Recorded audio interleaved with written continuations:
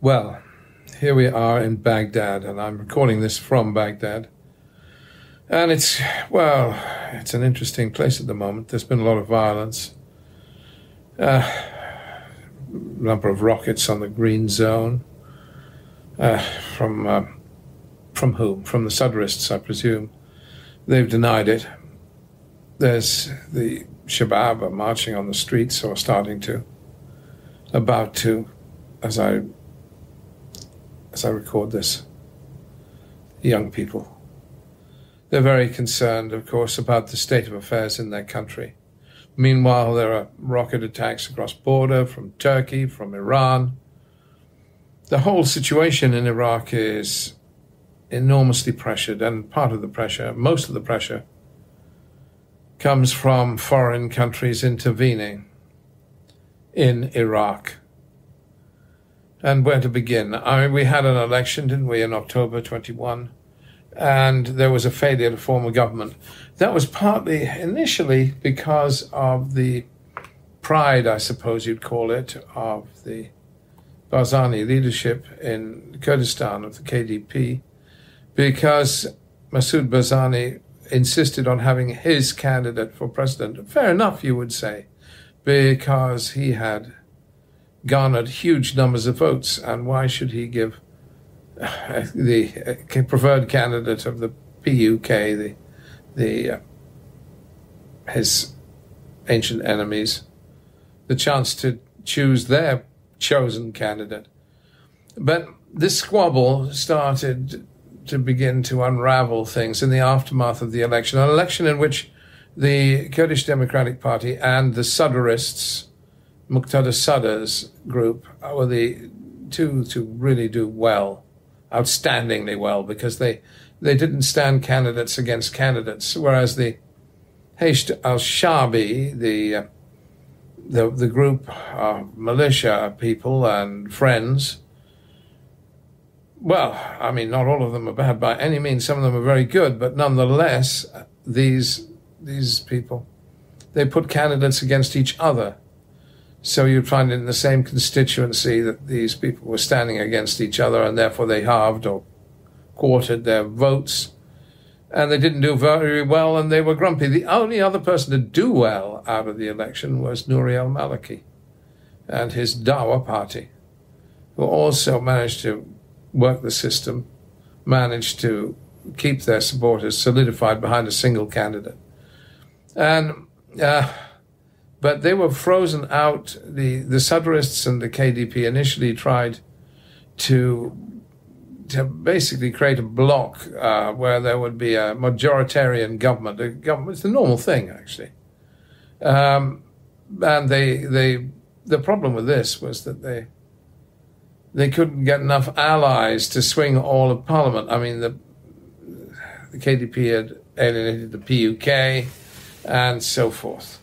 So what did we have? We had a situation whereby nobody could really form a government. Then the courts moved in and made sure that nobody could form a government by really bringing in some crazy draconian interpretations of the Constitution of Iraq, whereby you had to have 2/3 majority to elect the president. Well, and you can't form a government without electing a new president, because the president has to call on the parties to form a government. You'd say that was logical. Under the Constitution, however, depending on how you interpret it, you should be allowed, if you failed to form a government, appoint a president with a 2/3 majority, you should be able to then meet and appoint a president with a 50% plus majority. So Parliament, however, was not given that privilege, because the courts in Iraq heard the cries of Nouri al-Maliki, who was left out of the coalition building for the majoritarian government and was grumpy. Twice king of Iraq. He wanted to be king of Iraq a third time. And so where are we then? Where were we then? We were in a mess, actually, in Iraq, because these elections had been called slightly early, largely because of the Tishreen demonstrations on the streets. You know, the young people who getting shot in the back as they walked bravely out to demonstrate for an end to corruption and an end to the present system. And they're going to do that again. They're going to do that again. They are doing it again by the time you listen to this podcast, probably. So it's disturbing, troubling. In Baghdad, the bridges have been closed except for one bridge. They're expecting more trouble now in the next day or two. The Sadrists for a while occupied Parliament to stop it meeting anyway. The Sadrists then threw a hissy fit and withdrew all their MPs from Parliament, which was unfortunate, and you could say a big mistake, but they did it. They did it. And then where were we? We were nowhere, with a complete failure to form a government in Iraq. You can't pass the budget, you can't do a thing. The caretaker prime minister, not too bad actually, but he has no power, no authority, and he's trapped by a bunch of cliquey little advisors around him who really are not very good value for money. They kind of trap his actions, and he hasn't got much power anyway on his own. But he's nice, Prime Minister Mustafa.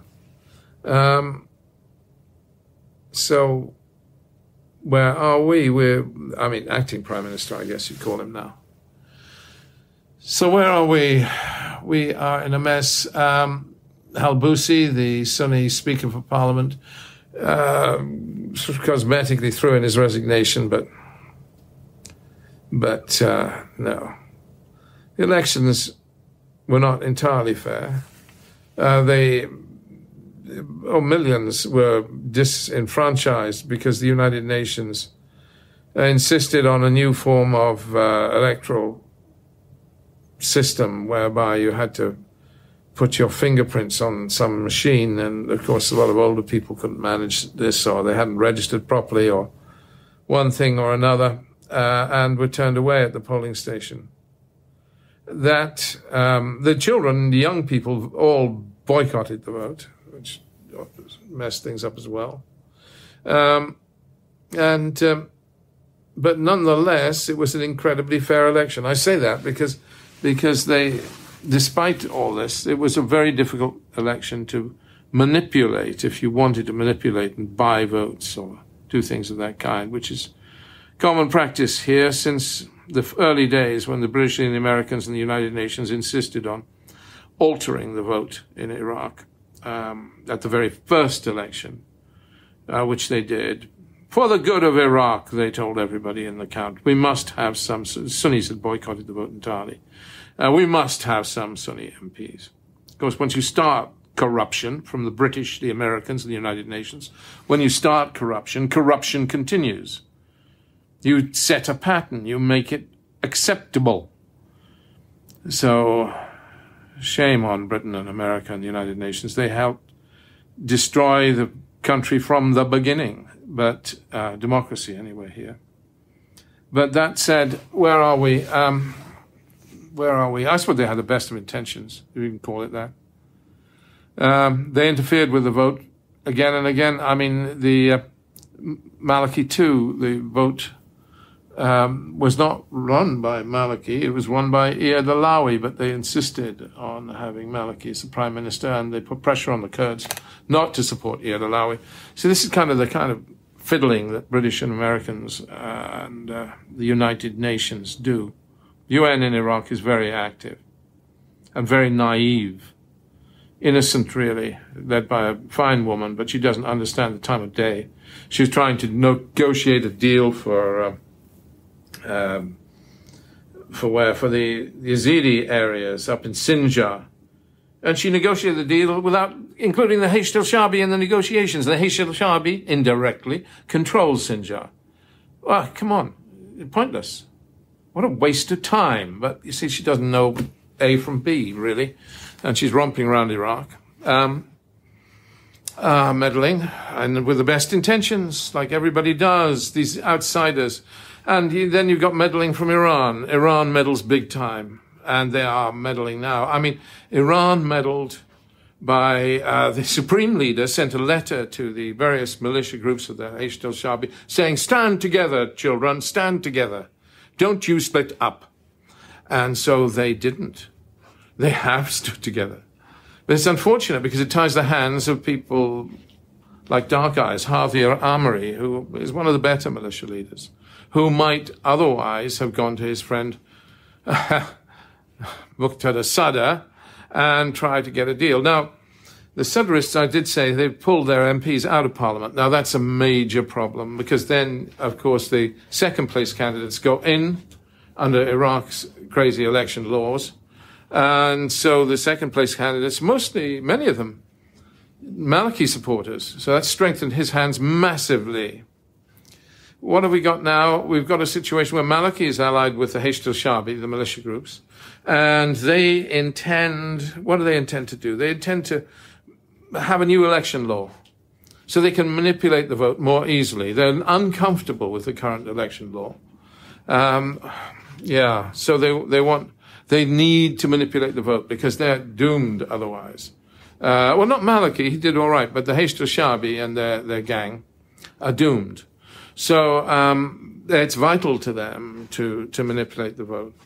And the point is, we could have formed a government possibly here in Iraq if the supreme leader of Iran hadn't put his dirty hands into the pot and said, you must, brothers, stand together.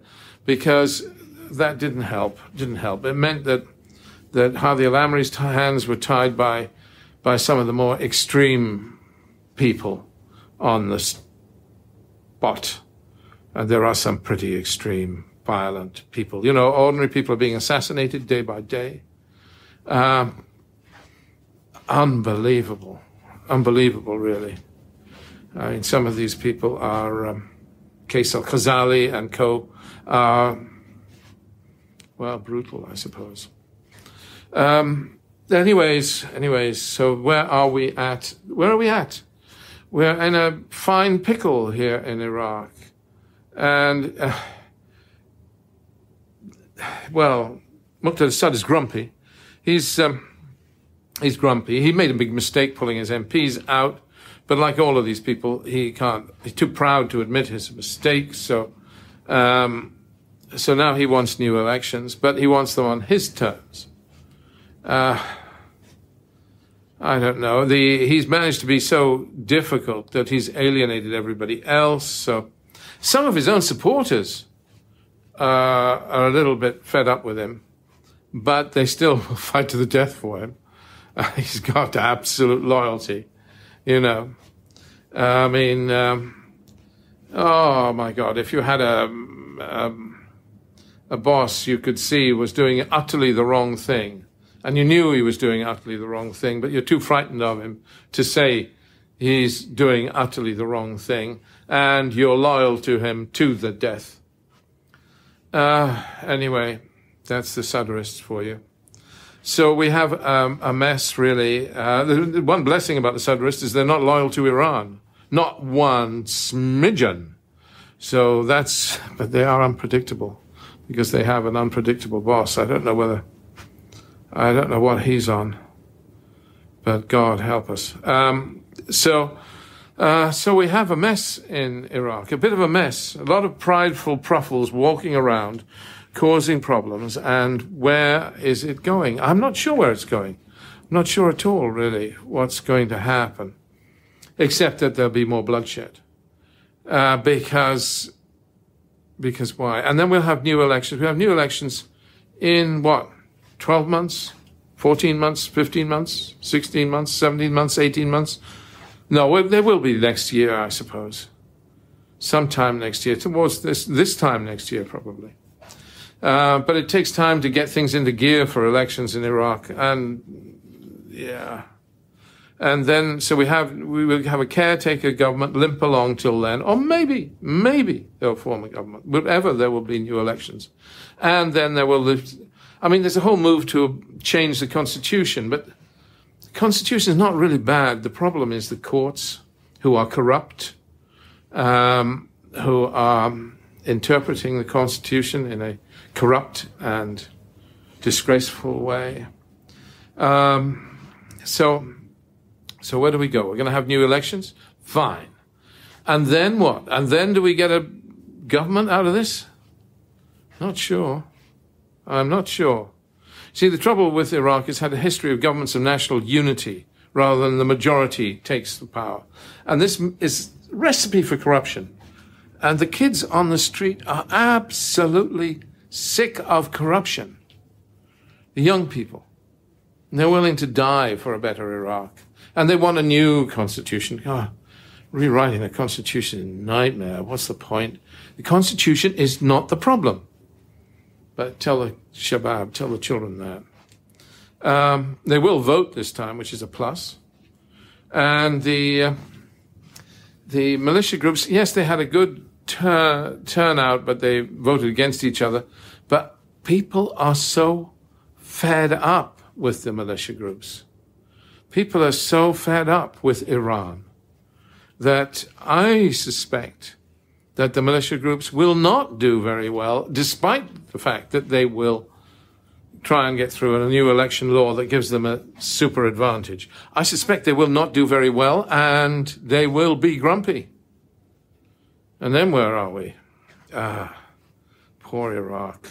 This is all the legacy of Britain and America and the United Nations meddling inadequately in the democracy in Iraq. Hopefully, there's a better future around the corner for this broken country. I mean, it's suffering enormously from drought and climate change. The rivers are low, and then people are stealing water. Saudi Arabia steals the subterranean water. Turkey steals the river water, and Iran does the same. But can you blame them? Actually, Turkey, there are no snows in Turkey. Turkey has not got the water itself. I mean, so the great Tigris, the Euphrates, and so on, these rivers are down now. And great droughts in farming areas. I mean, it's climate change is having an immense impact here. Immense. So this to deal with on top of everything. On top of everything. A lot of human suffering here. And Turkey, of course, bullying. I said they were throwing rockets in and so on. Turkey is a big bully, really. But what can you do? It's the way it is. Turkey is seeking hegemony, and it's creeping into Iraq and creeping into Syria and trying to be the new Ottoman Empire. But God knows it's not helpful, disrupting this poor country. Turkey has a lot of military bases, a few in Iraq, and without no by your leave, and Iran similar, meddling and causing trouble. America, not any clear idea where it's going. America, like the Eye of Mordor, America's attention is totally on Ukraine, so its focus is really, it's lost the plot as far as Iraq is concerned. So we see no leadership from America, apart from possibly making things more difficult from time to time. And where are we? Where are we in Iraq? Broken, sad Iraq. Going to be more squabbling. Too many people have guns. All these militia groups, they're paid by the state. So they draw their salaries from the state because at the time when we had to fight Daesh, all these militia groups were hauled in and given state salaries. You can't get rid of them now, boys. Nor can you get rid of their blooming weapons. Iraq is in pain, and yet there are grounds for hope. What is hopeful is to see the young people who are not sectarian, who do not care for the corrupt ways of their elders and betters, and who do want a new start. And they are willing to lay down their lives for that, poor ones. So Iraq, maybe there's hope for Iraq tomorrow. It's going to be painful getting to tomorrow, but I'm speaking to you from Baghdad here. But I think there is a brighter tomorrow for Iraq. Let's hope so and pray so in the name of God.